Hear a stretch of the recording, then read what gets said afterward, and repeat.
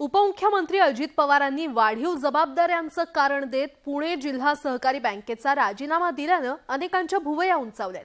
कुणी यामागे तांत्रिक अडचण असल्याचं म्हणतंय, तर काही जण याला अजितदादांची आपल्या मुलाला म्हणजेच पार्थ पवारला सॉफ्ट पॉलिटिकल लॉन्चिंगची खेळी सांगतायत। त्यामुळे आता अजित पवारांच्या जागी जिल्हा बँकेमध्ये पार्थ पवारांची वर्णी लागणार का, अशी चर्चा आता सुरू झाली आहे। पाहूयात।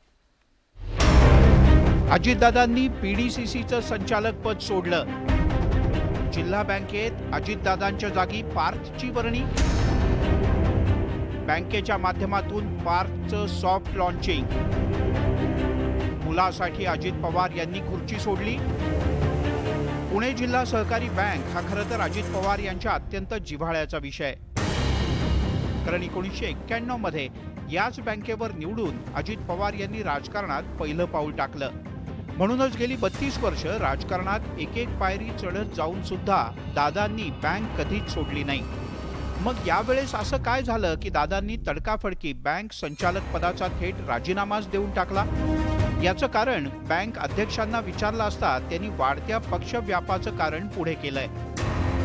मधल्या काळामध्ये उपमुख्यमंत्री पदाची जबाबदारी दादांच्यावरती त्या ठिकाणी पडली आणि संपूर्ण महाराष्ट्रामध्ये त्या ठिकाणी पक्ष संघटना वाढीसाठी त्यांना आता वेळ द्यावा लागतोय। या सगळ्या प्रकारच्या गोष्टीचा विचार करत असताना त्यांना त्या ठिकाणी कार्यबाहुल्यांच्यामुळे आणि वेळ देता येत नसल्यामुळे त्यांनी जिल्हा मध्यवर्ती सहकारी बँकेचा त्या ठिकाणी राजीनामा दिला। खरं तर यापूर्वी सुद्धा अजित पवार 4 वेळेला उपमुख्यमंत्री झाले, पण त्यावेळी उपमुख्यमंत्री असतानाही त्यांनी बँक सोडली नव्हती। त्यामुळे आता अजित पवार यांनी बँक का सोडली हे तेच सांगू शकतील असं पवार गटाचे प्रवक्ते सांगतायत।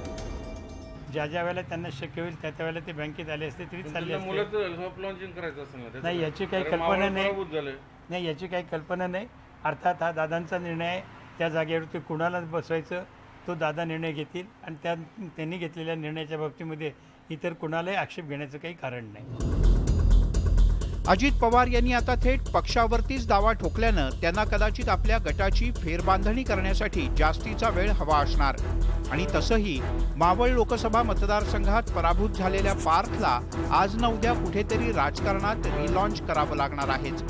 त्यामुळेच की काय अजित पवार यांनी मुलासाठी बँकेच्या संचालक पदाची जागा रिकामी केली की काय, अशी चर्चा पुणे जिल्ह्यात सुरू झाली आहे। अजित पवारांनी पीडीसीसीच्या संचालक पदाचा राजीनामा देताना कारण सांगितलं की पक्षाचा वाढलेला व्याप, पण प्रत्यक्षात असं सांगितलं जातं की अजित पवारांना मुलगा पार्थ सॉफ्ट लॉन्चिंग करायचं आहे राजकारणात, कारण मावळमध्ये त्याचा पराभव झाला होता। म्हणून बँकेच्या माध्यमातून जर इथं संचालकपदी आणलं तर ती निवड कदाचित बिनविरोधही होऊ शकते, कारण बँक आजही अजितदादांच्या ताब्यात आहे।